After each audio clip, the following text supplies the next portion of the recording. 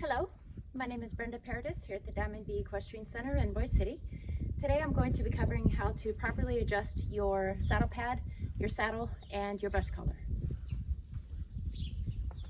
So first we're going to put the saddle pad on. And as you can see, the wear leather here on the side is further towards one end than the other. Okay, generally that wear leather will be further towards the front because of the cinch strap that is going to sit right there. It protects the pad from getting worn out. Also, this is a contoured pad, which means it is higher in the front, dipping behind the withers into the back, and then raising slightly in the back end of the pad.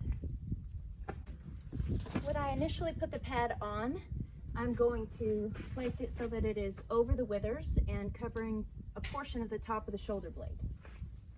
I do not want it to be over the point of the hip here. And make sure that it is centered left-right, that the spine of the pad matches the spine of the horse. Now I'm going to place the saddle on. I recommend doing that from standing at the shoulder, boosting it up and swinging it over, trying to control the movement coming down. Don't just drop it on their back. Safest place to be is by their shoulder. If they should react to something, you have more control of the forward-backward movement and less apt to get kicked and less apt to get stepped on. You can use your body to push them away if necessary at the shoulder. If you're further back, it's harder to control any of that movement. Next, we're going to adjust the pad under the saddle. We want the saddle centered over the pad. Same amount of pad in front of the saddle as behind the saddle. Here and here, okay? And we're also going to lift the spine, the center of that pad up off of the withers into the gullet of the saddle. That gullet is that space underneath the horn and in the middle of the swells, okay? I'm going to just touch briefly on position of the saddle on the horse's back. That is a whole nother session and a video, but just to make a quick point on that, the bar of the saddle, which is the part of the tree underneath, it runs front to back, underneath all of that leather, okay? The bar of the saddle ends right about here, just in front of that little screw at the base of the swell.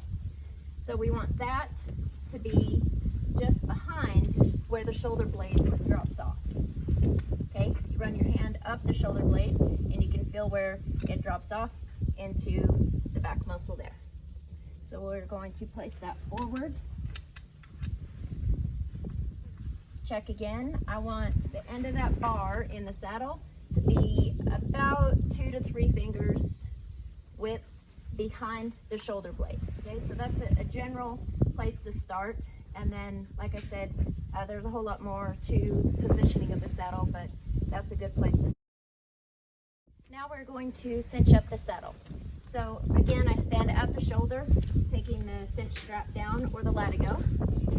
Hold it in my right hand, reach under with my left hand, pull the cinch to me, and then I step to the side a little bit. I'm going to run the strap down through the ring on the saddle, back down through the cinch. Okay, so I do that all in one movement. I'll try to stand this way so it's a better view. Here, in, and I'm guiding, keeping the buckles and the wrinkles out, and sliding it down in, and then just get it so that it's making contact and touching the horse's belly. Do not ever tighten it completely when you initially put it on. It makes a horse, over time, it makes a horse cinchy and resentful of getting saddled and getting cinched up.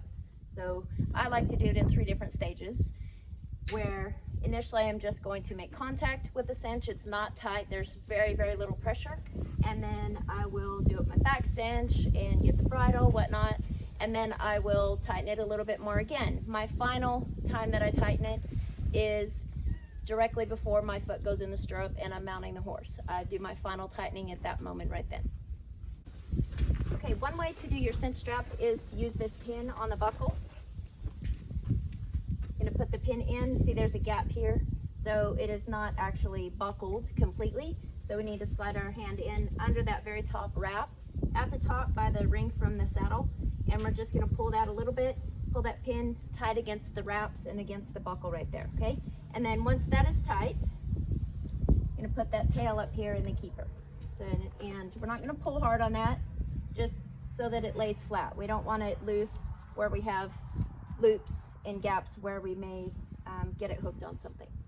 And just pull out and down a little bit so you lock that pin against the buckle. That's very important. If you do not do that as you're riding, that can come undone, and without knowing it, your cinch will be super loose and you could potentially fall off with the saddle.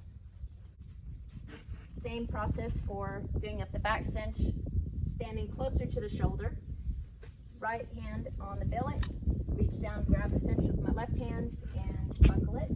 Again, I don't necessarily make the back cinch tight. I do want it touching the belly or close to it. I will double check that again before I get on the horse.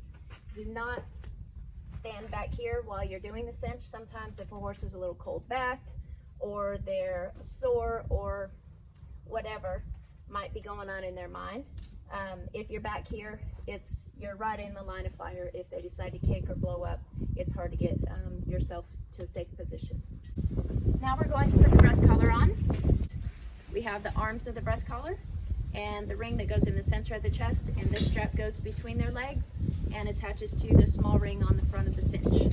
This is a wither strap, goes up over the withers, and it will keep the arms of the breast collar from laying too low and restricting the movement of the shoulder blade. So I'm going to hang on to the wither strap and the other side of the other arm. I'm just going to come up and over and buckle that wither strap. Now some saddles, some horses, you won't need a wither strap. It depends on how the horse is built, but it also depends on where these little D-rings are on your saddle. Some of them are set lower, some are set higher, and then of course the angle of the horse's shoulder makes a difference as well.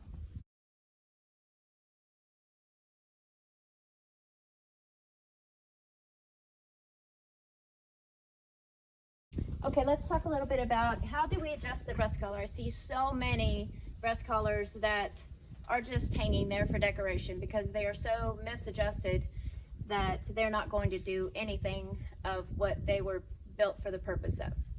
So you want your horse standing somewhat square, okay? And with our saddle in the proper position on the horse's back, which also makes a difference. We want the breast collar, we don't need it to be tight when the horse is standing there, okay? We do need it to be centered, same adjustment on both sides, but we don't want it hanging, let me undo this, way down like this, flopping around. So with the breast collar in this position, I have the wither strap done up. I'm going to go ahead and do up these side straps. Okay, now, so as you can see, the arm of the breast collar is coming across about the middle of her shoulder, okay? So as she's moving, that shoulder is going to be getting some restriction in that forward movement from the breast collar. So we want to keep the arms of the breast collar up at a better angle where they have the freedom of movement through the majority of their shoulder blade as they are striding forward. So I'm going to put this wither strap on, okay? We don't want it up really high like that. See where it's applying pressure here and the horse can't comfortably put their head down, level necked, level headed, as they should be traveling. So we don't want it too tight here. If it's too tight here, then the horse can't comfortably put their head down and travel in a good frame. So we want a little bit of movement there, not a whole lot. We don't want this strap here hanging way down and flopping around. That could actually stand to be tightened up a little bit on this horse. Okay, so when I initially do up the breast collar, I don't want it pulled tight between these pec muscles. That's going to get uncomfortable for the horse after a long day or several hours of riding. It sits between the pecs, but it's not tight.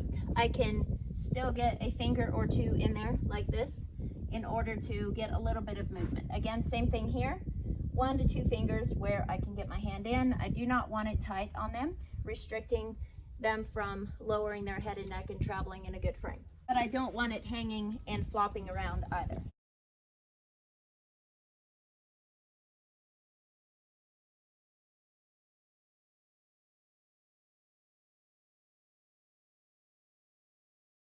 So I would like to talk a little bit about the adjustment of the cinch and the length of the cinch for your individual horse, okay? So the buckle should be no higher than about right here on both sides. The other thing to make sure that you're checking the adjustment on is these middle rings on the cinch, the little rings that the breast collar and tie down strap attach to. Those, as your cinch is tight, need to be in the middle of the horse's belly. If it is off to one side or the other, it can rub them raw right here behind that elbow and that what I call the armpit, which will make your horse, it's called galling the horse, okay, and makes them really sore and very not happy about getting cinched up and rode.